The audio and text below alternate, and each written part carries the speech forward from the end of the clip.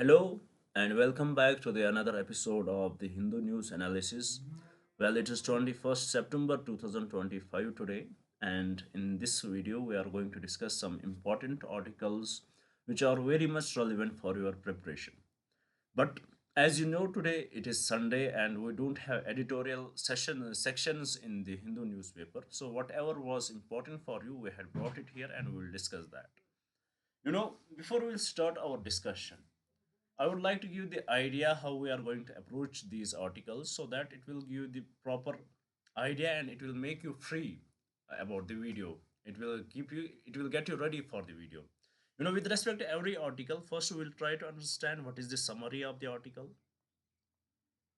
What does the article wants to convey us? What does the author wants to convey us? What does article talk about? What are the important points it has raised?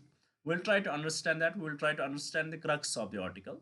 Then we look into the key points which are given in the article, which are very much important for you, which you need to note down, and from where a question can be framed. For example, if it is framed from the prelims perspective. And from these key points, you can use these key points in your mains question if the question is framed from such article. Then, third, we look into the important prelims or mains question which can be framed from the article. So this is our approach. This would be our approach with respect to every article here. Now, without any delay, let's start our discussion by looking at the first article which we had brought out here. As you can see, the article is basically talking about the Saudi-Pakistan Pact, Saudi Arabia and Pakistan Pact. First of all, we need to understand why does it irritate us? Why does it irritate many countries in the world? We are India. Our sovereignty is different, and Pakistan, it is a sovereign country. Even though we don't like them, they don't like us. They are different. They have their own sovereignty. They can do whatever they want to do. Similarly, Saudi Arabia, their sovereignty is different. They can do whatever they want to do. But at the same time, why does it irritate us? That is the point which we need to understand here. And also, what does it signify that we have to understand. For example, if we will try to understand the history of the Saudi Arabia and its relationship in the South Asia, because for example, with respect to Pakistan and India, it has been very different if from the history itself. Saudi Arabia, they had been always the allies of Pakistan in a way, we can say. They had supported Pakistan in every difficulty. They had given them funds, especially when they tested their nuclear program. And with respect to India, they were very much reserved for a long time. But thanks to recent governments, our relationship with Saudi Arabia has increased tremendously. We are doing the trade, we are doing great trade.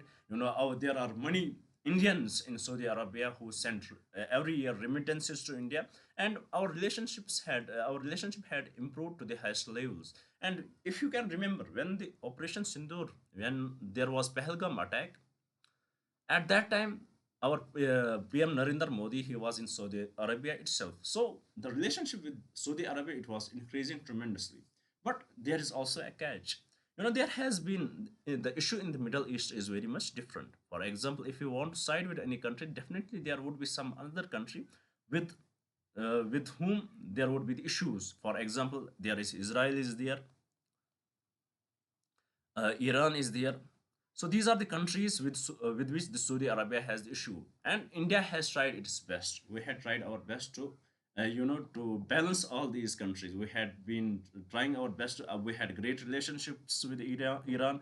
We have growing relationship with Israel, and at the same time, we tried to balance the Saudi Arabia. But this pact which the Saudi Arabia and Pakistan had signed, in simpler terms, if we will try to understand what this mutual defense pact is, in it we will have to understand that we need to know that it is the pact where the headline is that aggression on any country is would be considered the aggression on both the countries. So we know that the condition in with respect to Southeast Asia or South Asia here, we know that we are often in we are often we don't like the countries, we don't like each other, especially Pakistan and India. And recently we are still in the Operation Sindoor era operation. Sindoor era, as the government has stated it many times that it has just been paused, but it is not over.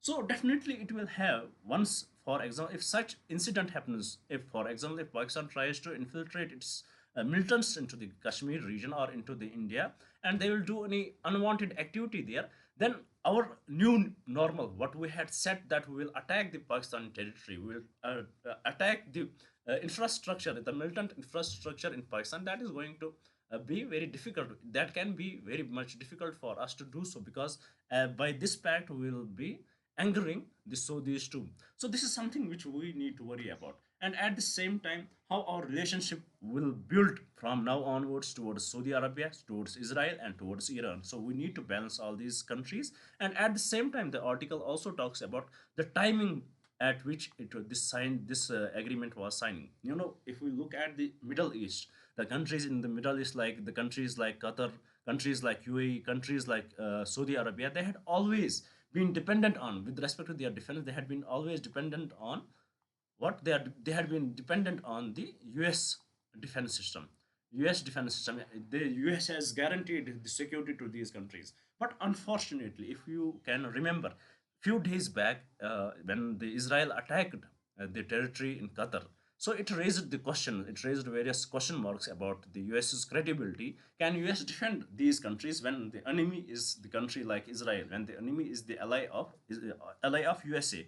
Can at that time the USA will favor them? So this question, this question has come to the discussion, and in this background, this treaty was signed. So this raises various questions. For example, the questions like, will Pakistan's nuclear program be the part? Will they that play the part when there would be any conflict? Saudi Arabia would be in. For example, Saudi Arabia is often in conflicts with Yemen. It is often in conflict with Iran, and it may get into conflict with Israel. So these are the questions which would be answered by time. But right now, what is irritant for us is this pact, because it is going to harm the relationship between India and Saudi Arabia. So this is in crux what does the article here wants to convey us. Now with respect to this, let's have a look at the key points which were given in the article and try to understand it more properly. So here, first it talks about the pact's core tenant. What is the core tenant of the pact? The agreement establishes a principle of collective defense, committing each country to respond to aggression against the other, that we had discussed. It also includes the formation of a joint military committee, intelligence sharing, and expanded training programs. So this is what this mutual agreement is about. Then what is the geopolitical context of it? Geopolitical context, the pact's timing is crucial as it follows an Israeli bombing of Qatar and is viewed as a response to the perceived unreliability of US security guarantees, which we had discussed. This sense of vulnerability has been compounded by the ongoing war in Gaza and the growing military power of Iran backed Houthis. So these are the issues which has raised, which speeded up this signing of this agreement. What would be the Pakistan's role? Pakistan, with its significant military manpower and nuclear capabilities, is posing positioning itself as a key security partner for Saudi Arabia. Pakistan's defense minister has even suggested that the Pakistan's nuclear capabilities could be accessible to Saudi Arabia under the pact, a claim that adds a layer of complexity to the deal. Then, what would be the implications for India? The pact complicates India's foreign policy in West Asia. India has been building strong ties with both Saudi Arabia and Israel, as we had discussed. However, the new pact, coupled with Saudi Arabia's reaction to Israel's recent action, signals that Riyadh may be less sensitive towards to India's concerns regarding Pakistan. So this would be this something which we need to take care of. Then what are the risks and challenges? The agreement comes with substantial risks for both signatories. Pakistan could be pulled into Saudi Arabia's regional rivalries and Iran with Iran or the conflict in Yemen. Conversely, Saudi Arabia could become entangled in South Asia's tensions, particularly if a conflict between India and Pakistan flares up.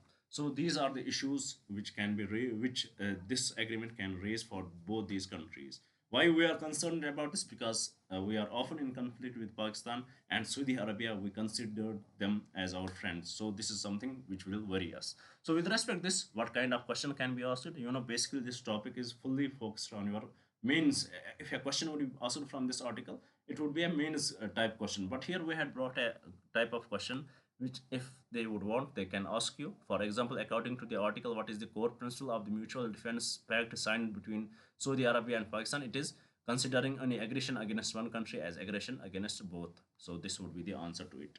So with this, let's move to the another article and let's try to understand what does this article wants to convey us here. Well, here we know that right now the relationship between India and USA is not that great.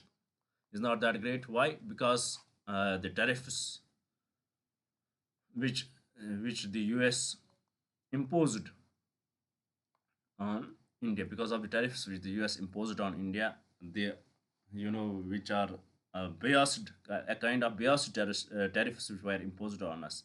You know, there was definitely the bias towards the India. Even though the US itself buys Russian oil, but still they imposed it on India. And when we started buying the Russian oil, at that time we got the permission from the. It was basically the US which pushed India to buy the Russian oil. So with respect to this, the relationship derailed, and also the credit which the US President Donald Trump wanted from India, we did not give that credit to him. So that is also one of the concern. Maybe it is the ego. That's also the concern. And recently, what is the news that USA, they had alleged that India is one of the main supplier of the opioid drug, which is the fentanyl, which is mostly consumed by the youth of USA, and the overdose of it is the leading cause of the death of the US's youth. And they had accused India that India is one of the major producers, suppliers of it, with the China, with the countries like Pakistan and Afghanistan. So with respect to this, let's see what are the key points given in the article, and let's try to analyze the article. Here, what is this major list? A list compiled annually by the US State Department that names countries contributing to the flow of narcotics and their precursor chemicals. Inclusion on the list is not necessarily a reflection of a country's counter narcotics efforts, but rather its role in the global supply chain. So that we have to look into. What is the fentanyl crisis? Fentanyl is a synthetic opioid that is approximately 50 times more potent than heroin. A dose of just 2 milligram can be fatal. It is the leading cause of overdose deaths in the USA that we had discussed. What are the international supply chains? Precursors, producers of precursors. The article identifies China and India as significant sources of the precursor chemicals such as NPP and 4-ANPP used to make fentanyl. So we are the producer. We are leading, according to the US. We are the leading in the produce in the produces of the precursors for the fentanyl. Then what is the processing and trafficking? Mexican cartels are central to processing these precursors into fentanyl and then smuggling the final product into the US, which we had discussed. What are the regulatory challenges? Fentanyl precursors are difficult to regulate because they have legitimate industrial and pharmaceutical uses. Additionally, only very small amounts are required to produce large quantities of fentanyl, making them easy to smuggle. So, they have the the fentanyl precursors. They are difficult to regulate because they have legitimate industrial and pharmaceutical uses. So, because of that, it gets very hard to very hard to regulate them, and very small amount is needed, which eventually adds to the complexity to regulate it. Then what are the recent actions against Indian entities? The article mentions that in January 2025, two Indian companies, Resuter Chemicals and Ethos Chemicals, were charged by the US for conspiring to export fentanyl precursors. And executive Bhavesh Lathia was arrested in New York, and the US has revoked visas for certain associated business executives. So this is what US has recently done with respect to this chemical. So here, what kind of question we can expect from it? Here the question says, according to Adhikar, what is the competitive mu opioid receptor antagonist that is administered to reverse a fentanyl overdose? It is naloxone. So please do remember that. A very typical language used here, but you need to know what is something which is used to reverse the fentanyl overdose. It is naloxone. So with this, let's move to the another article which was in the newspaper today. Here, the article is about the Viksit Bharat goal, the Atmanirbhar Bharat goal.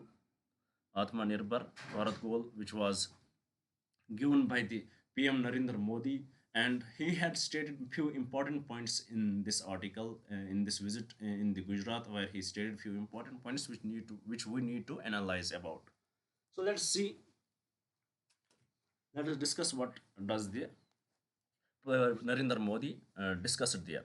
First of all, he discussed that in the present world there are no permanent enemies. No permanent enemies. We may have a conflict today. We may have conflict with Pakistan. Who knows? Maybe after a few years we may be the good friends. Or today we have conflict with China. Who knows? Our relationship would get better. Today we have issues with USA. Who knows? Our relationships would get much better than we had. So there are no permanent enemies in the modern world. But one thing the Narendra Modi stated that if there is any permanent enemy, that is the dependence on another country. That is dependence on another country. So we need to end this dependence. And how we can end this dependence? We need to be self-reliant. We need to be self-reliant. We need our domestic markets. We need to in our domestic markets there should be Indian produces only. Then only we can be the self-reliant. And how we can achieve it? We can achieve it through various investments. Maybe we need to invest in ports. We need to there should be much connectivity. Our infrastructure should be viable for that. And in this regard there are many things which are discussed in the article. So here let's have a look at the key points given in the article which we need to know. Here, what is the core message? Prime Minister Modi's central message is that India's main enemy is dependence on other countries. He called for this country to become completely self-reliant, Atmanirbhar by 2047, the year India celebrates 100 years of independence. So, the goal is by 2020, 2047, we need to be self-reliant. We need to be Atmanirbhar. So, what can be done in this? For example, maritime sector projects. What are the projects which can speed up this? To achieve this goal, Mr. Modi inaugurated and laid the foundation stone for the several maritime projects valued at over 34,200 crore.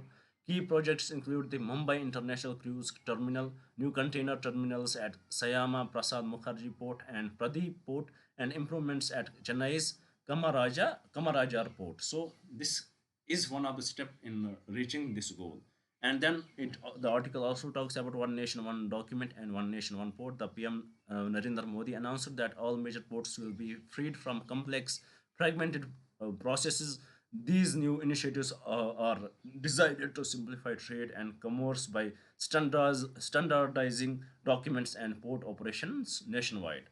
Then, Make in India Vision, the event Samudar Se Smridhi, the event Samudra Se Simidri was jointly hosted by Make in India and the Ministry of Ports, Shipping and Waterways, emphasizing the government's focus on domestic manufacturing of goods from chips to ships. So this is what the article here has discussed. So with this, what kind of question you can expect in the exam? Here it is the question. As per the article, Prime Minister Narendra Modi set a target for India to become completely self-reliant uh, Atmanirbhar by which year? 2047. So with this, here I would like to give the brief introduction about the initiative so that if you are new to our channel, you will get more connected with us. Well, about this initiative, the name of the initiative is Target IAS 2026. Under this initiative, I had promised you that every day I will upload 2 videos. But unfortunately, from last 1 week, I had not uploaded any video, and I'm really sorry for that. I have some works to do here, but I will try my best to be on time, to give you whatever I had promised you. So, with respect to this, the first video which we have to discuss, which we have to upload, is about the current affairs, which is this video where we discuss the daily news analysis. We take up the important articles, we discuss them, we break them down, we see what are the key points given in the articles, and we try to frame the possible prelims and mains questions from these articles. This is what we do in the first video. And in the second video, we discuss the daily news analysis. Sorry, we discuss the static syllabus of yours. Static syllabus. And here we had already started with Indian polity, which we had completed. Governance we completed. Now we are discussing the ancient history. Here again, I had not uploaded any video from last 7 days because I was really very busy. I could not upload, but I had promised you by the month of January 2026 I will complete your full syllabus, and I would be on time on that. That I can promise you. So here in the ancient history we had already discussed almost 9 to 10 lectures. So if you want to watch them, you can go to my YouTube channel and you can search it there. So what is the exception here? Every subject would be taught except the optionals. We are not going to teach you the optionals here, because for that you need expert teachers, and we don't have that expert teachers right now, and we don't have time for that too. So this is about the initiative. And also, as we are delivering the lectures, we had prepared notes for you. These notes are very beautifully written. They contain every topic what is required for you to clear the exam, whether related to prelims or mains. And I can promise you, for example, right now we had completed Indian polity and governance book, the comprehensive book on Indian polity and governance, which I had wrote in 1100, more than 1100 pages. And what is the good thing about this book? It contains every topic what is required for you to clear the exam. Where from you can expect the question, everything is cleared here. And one thing more, after every topic which we had discussed here, we had brought the prelims, model prelims or mains question, which will give you the idea how this topic is important for your exam. So if you want to get access to it, yeah, what you will have to do, you will have to mail me at salvation UPSC 136 at the rate gmail.com, and you will be told to pay only 200 rupees. This is the only amount which you can pay us, which you can contribute us, and this is for you guys only. It is your discretion, but I can recommend you guys, if you will go through these notes, you don't need to go anywhere. You don't need to spend your time on reading other books, that I can guarantee you. So with this, if you want to get access to it, please do mail us here. We'll definitely respond. And if you like this initiative, please do subscribe the channel, do share it with your friends so that they may also get benefited from this initiative. And please do write in the comments what else should we bring for you guys. Now, without any delay, let's move to the last article of today's discussion and see what is given in here. Well, this article is about the Palestine issue in the United Nations General Assembly. Here, the India has backed a resolution to let Palestinian president address United Nations General Assembly. So India has backed it with 145 countries, and there are only 5 countries which opposed it, which opposed this resolution. Out of these 5 countries, it is Israel and US, as we know. There are only 5 countries which opposed this resolution. So it says a lot about India, what our how we had perceived this issue. We had always, since the history, since the Palestine Israel issue, we had always believed in the two state solution. We, at the same time, we believe that Israel has the right to exist, and at the same time we believe that Palestine has the right to exist. We don't want any children to die unnecessarily here, and we had always supported for the ceasefire. Even last year, sometimes we, in a way, changed our stance over it, but mostly our approach had been this, that we had always believed in the two-state solution, and this is what is recommended right now for India. This should be the foreign policy of India, that we should always believe in it, because right now, if we look at the countries like USA, we don't have that good relationship with them. If we look at countries like Saudi Arabia, the Sunni power in Middle East, we don't want to derail from. We had a great relationship with them, but at the same time, we don't want to move away from them. So these are some issues which we need to take care of. So here, with respect to this article, let's see what are the key points given in here. First, United Nations General Assembly resolution, the 193 member UN General Assembly passed a resolution titled "Participation by the State of Palestine during its 80th session." Voting outcome: the resolution was adopted with 145 nations in favor, 5 against, including the US and Israel, and 6 abstentions.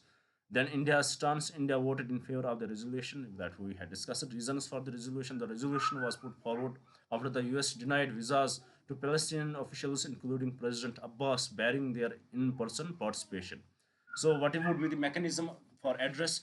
President Abbas will deliver his address via pre-recorded statement, which will be played in the General Assembly Hall on September 25. His representative, who is physically present, will introduce the video. So this is how it would be done. US had not granted visas to them, but it would be done through the pre-recorded video. So with respect to this, what kind of question we can expect in the exam? A simple question in the context of the recent United Nations General Assembly resolution on Palestine participation. Discuss India's diplomatic position on the Israel-Palestine issue. A simple question can be asked on this article. If you want to write the answer to it and want me to check that answer, you can mail me at salvation UPSC 136 at the rate gmail.com, and I will definitely check your answer, and I will tell you where are the improvements needed. So with this, I'm going to conclude my discussion here. Thank you for staying with me. Thank you very much and have a nice day. So please do subscribe the channel and be ready for the next video where we will discuss the static syllabus. Thank you very much.